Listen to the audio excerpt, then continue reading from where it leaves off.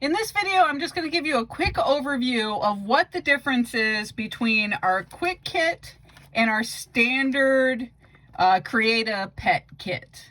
So you can see a quick kit is smaller. It only has one picture on the front of it.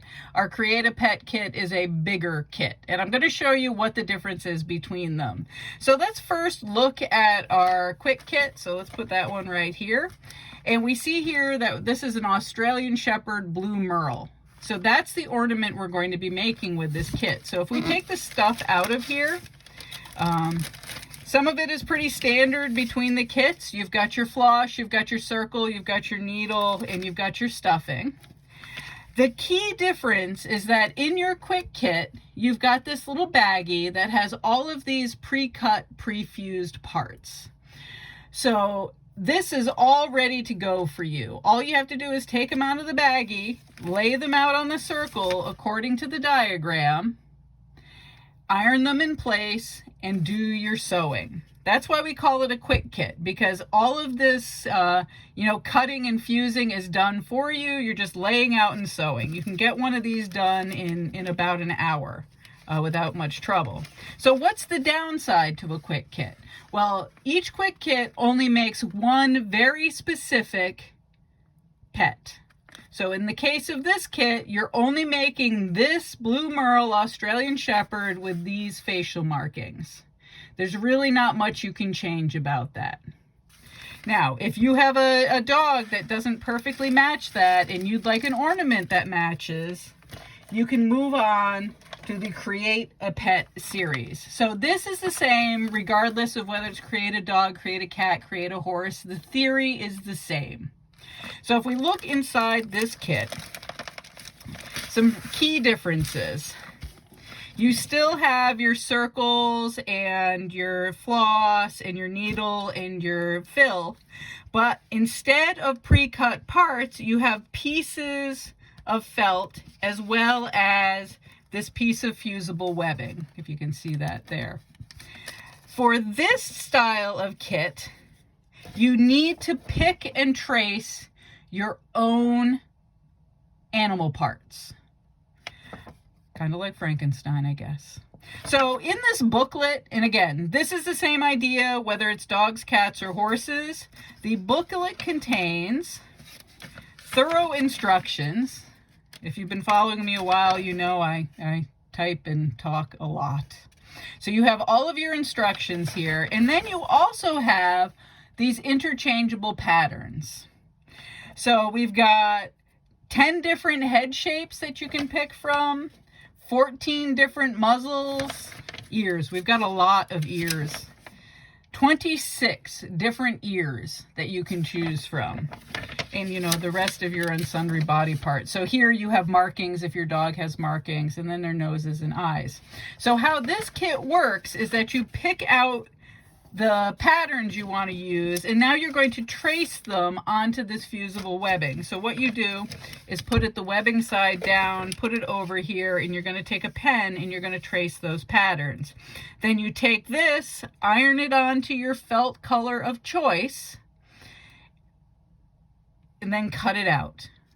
So what this allows you to do, if you have a mutt, and I have the most mutt ever, my dog is literally like every dog put together, I can go through and pick well, my dog sort of looks like a border collie, but not really.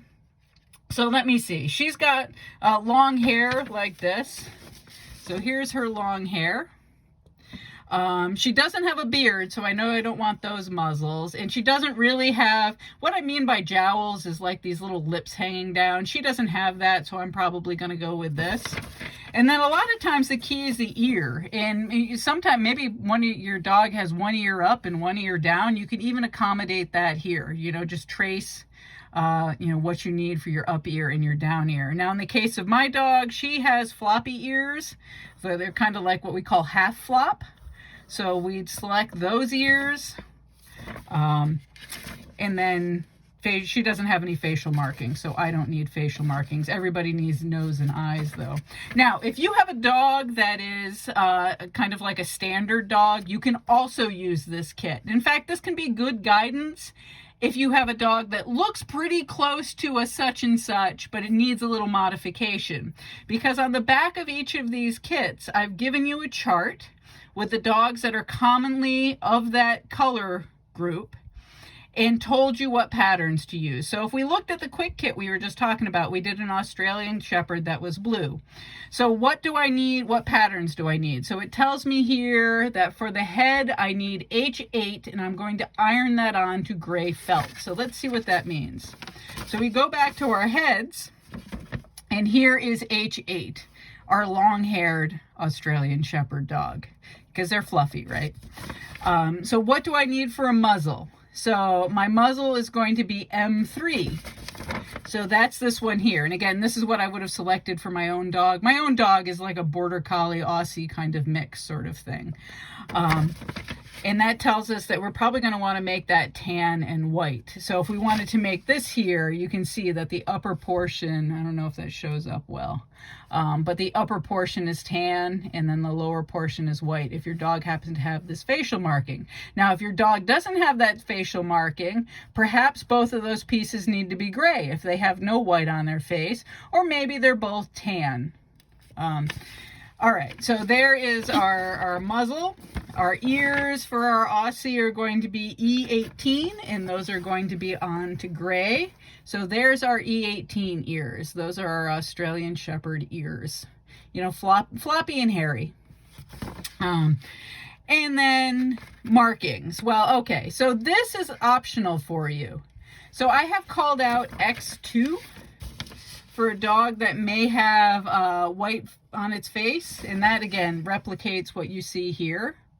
But if your dog doesn't have that facial marking, you can pick a different one here, or you could have no marking at all. So this kit allows you to customize so that you can make your specific dog. So it takes a little bit more time, but you're fully customizable because you're starting out with felt, a lot of patterns, your fusible webbing, and you can pick and choose to make your specific dog. The other good part about this is that if you feel like you can go and buy your own felt and make your own circles, you can use these patterns for whatever dog you need to make. Now, when we're selecting what CreateAPet kit to buy, the pattern book, other than the front cover and the chart on the back, are the same. So all of the patterns are included in every CreateAPet dog kit. So all the patterns are included for dogs.